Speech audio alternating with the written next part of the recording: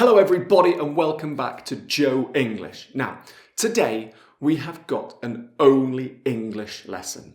But this time it's a little bit different because some people in the comments have said that when I do only English videos, I speak a bit slower and I don't really speak at a natural speed. Now, to be honest, that's true because I'm trying to help you learn and help you to improve your listening. But today is different.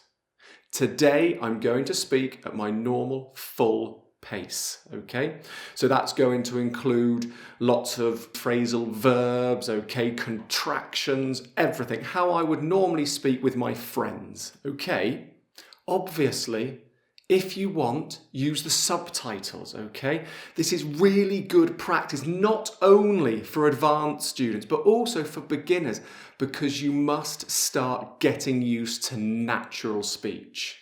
So, what am I going to talk about? Now, I don't know if you know this, but I've already done a video where I talk about me, basically, and my life in Italy, my family, etc. So I thought what I'd do today is I'd make an only English video about my life pre-Italy, about everything I did until I moved to Italy when I was about 25 or 26 in 2008. So what I've done is I've divided my life until that point into 3 sections, from birth until about 11 or 12 years old when I started secondary school. Then the next section is secondary school, okay, so from 11 or 12 until about 17, 18 years old. And then post-secondary school, okay, until around the time I went to university. Now, I'm not actually going to be talking about my time at university. I think I'll save that for another video. So to check your understanding, what I've done is I've created 2 questions for each section. One of them is going to be about general understanding, and the other question is going to be checking more specific information. I'll show you these questions before I start each section, so you need to think about these things while listening and then try to answer them. And remember, you can listen more than once. It's not a problem, okay? So, are you ready? Let's go. Okay, so here are the questions for the first section. Number 1. I was jealous of some friends because A, they went on holiday to lots of different places. B, I wanted to go on a plane. C, I wanted to go to Spain, Tenerife or Cyprus. Question number 2. I go back to my town, Ottery St. Mary, to A, visit my parents, B, visit my grandmother, or C, visit my parents and my grandmother. So, while you're listening, think about these questions and try to answer them. So my story begins on the 18th of July 1981. I was born in Exeter, which is one of the main towns in the county of Devon in southwest England. Now it's a beautiful city. In fact, it's a Roman city. I think the original Roman name was Isca. So even from my birth, I have had Italian links somewhere along the line. Now, I've never actually lived in Exeter though. I was brought up in a smaller town called Ottery St. Mary, which is about 15 minutes by car east of Exeter. And it's a pretty small town. When I was living there, there were probably about 4,000 people or so, more or less. Obviously, I assume there are a few more people now, but to be honest, I don't know. I don't go back very often because the only person who lives there now is my grandmother. Even my parents have moved. So, Ottery St. Mary. I've got nothing but fond memories of growing up in Ottery. I really enjoyed it. The primary school there was fantastic. I had great teachers, loads of friends, so I really can't complain about anything at all. That period of my life as well was really good because my parents are both teachers as well. So in the summer, they had 6 weeks off holiday. So what we would do every summer, we would get in the car and we'd go camping in various parts of France. And I still remember those holidays now. It was brilliant. Now, we didn't have a camper van, we had a trailer tent. Now, I'm not sure if you know what a trailer tent is, but it's one of the bigger tents that you have, which you attach to the back of your car as a trailer.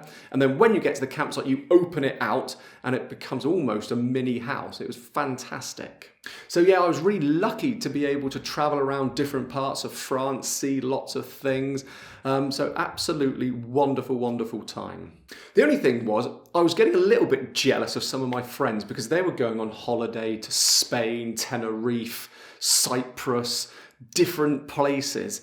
And they were going on aeroplanes, and I'd never been on an aeroplane. So I was getting a little bit jealous about that. Although, to be honest, it didn't really make much difference because I had a really, really nice time, great childhood, so no problems.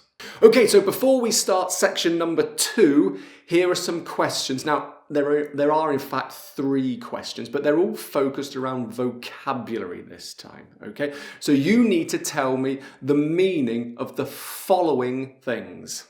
Number 1, the phrasal verb to get away with something. Okay, so what does it mean? Use the context to help you. Number 2, the phrasal verb to scrape by. What do I mean by to scrape by? And number 3, to pass with flying colours. What do you think that means? Okay, so again, listen to what I'm about to say in this section and use the context to help you answer these questions.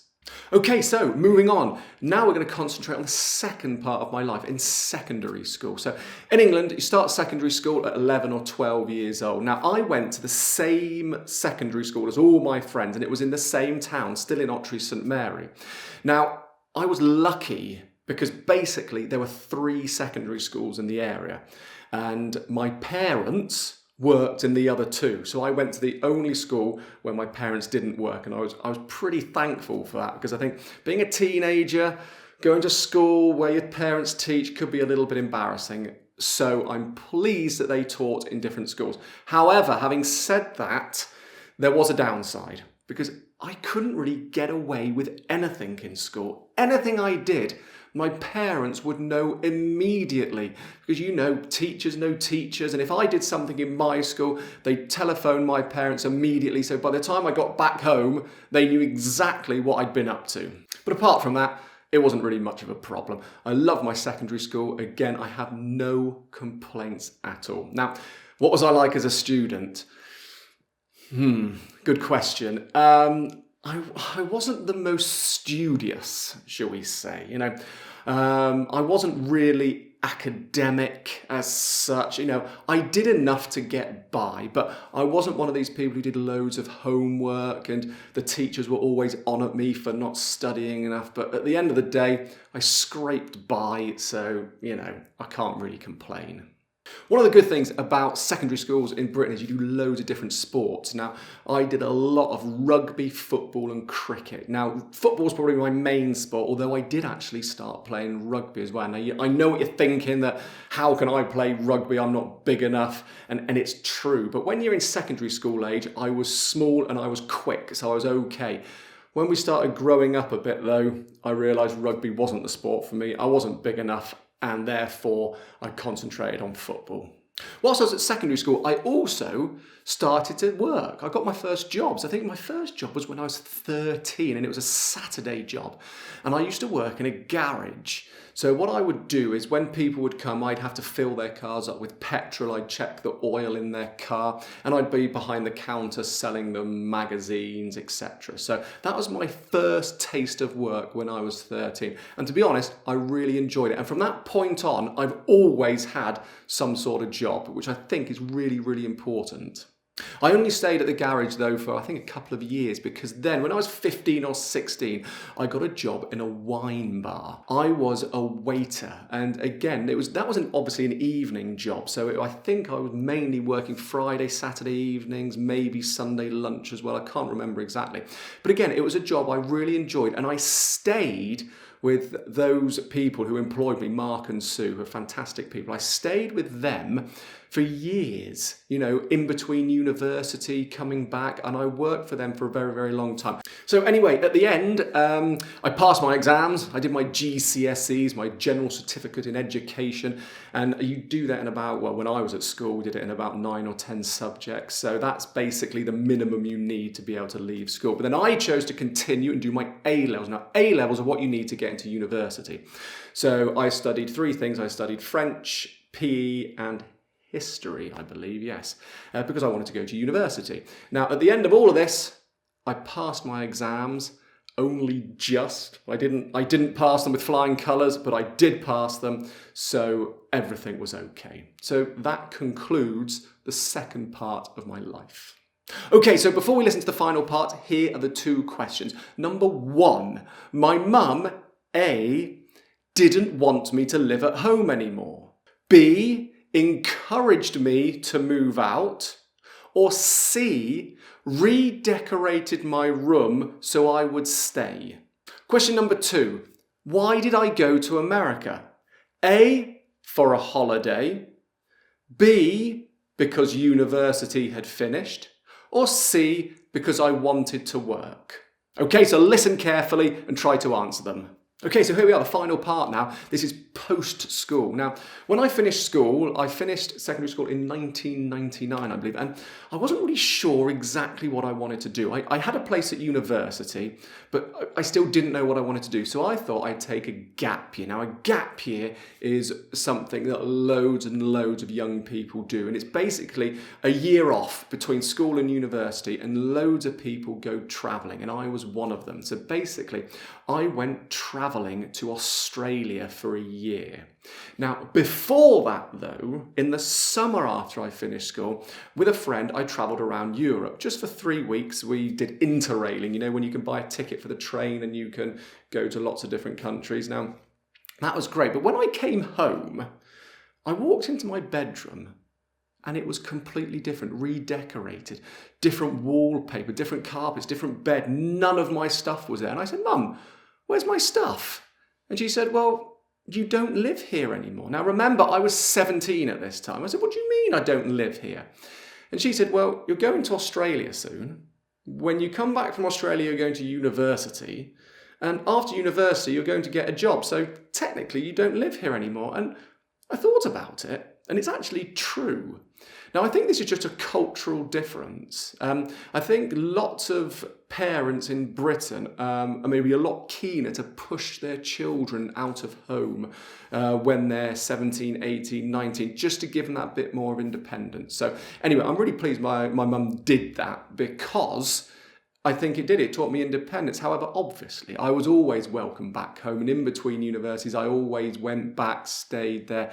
So it's not as if they kicked me out and I could never come back. Anyway, Australia. So I was there in total for about 9 or 10 months, I believe. And I was doing voluntary work. I was working for the Australian Trust for Conservation Volunteers, which was amazing because I got to see some parts of the country that usually tourists don't get to see.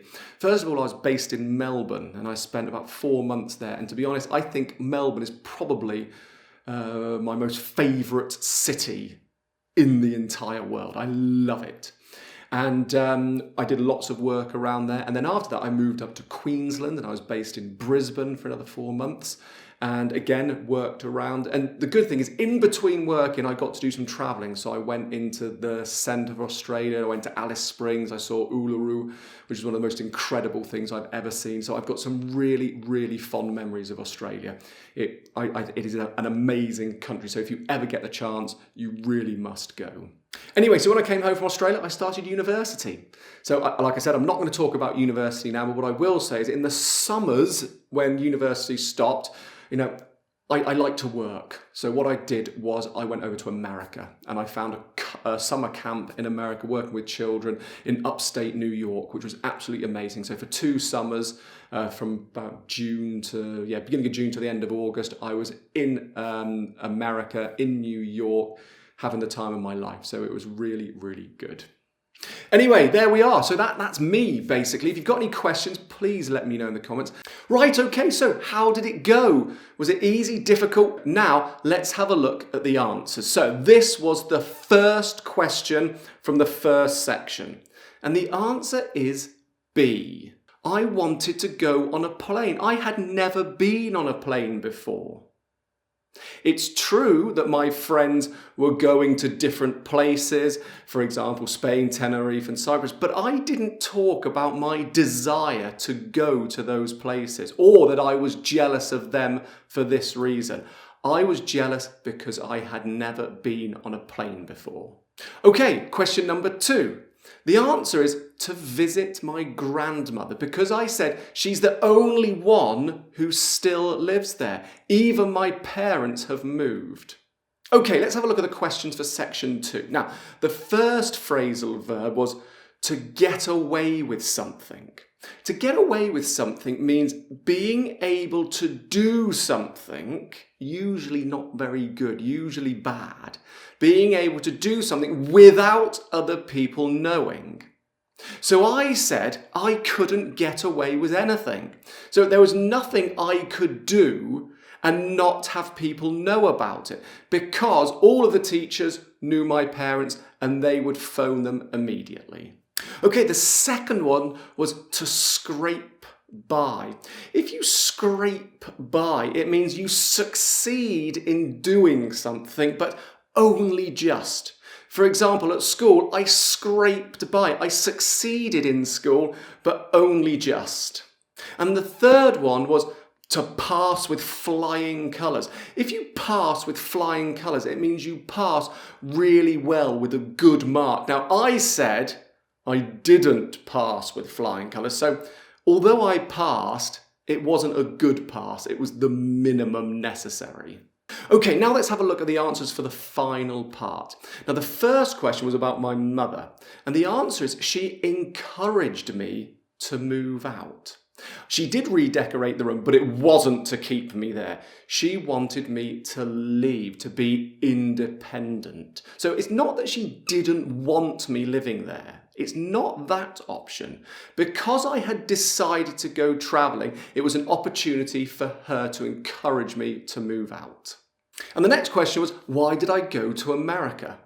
The reason was I wanted to work. It certainly wasn't for a holiday, although to be honest, it did feel like a holiday at times. But that wasn't the reason. I wanted to work. And it just happened that universities closed, but that wasn't the reason why I went. Okay, so the reason I went was because I wanted to work.